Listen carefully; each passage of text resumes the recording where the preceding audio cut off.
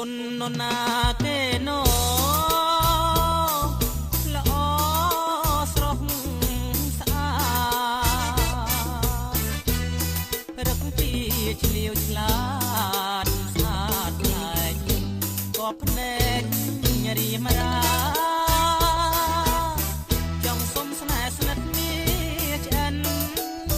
តែចិត្តសបិនឃើញដើមរកាបានត្រឹមលួចស្នេហាទាំងចិនណា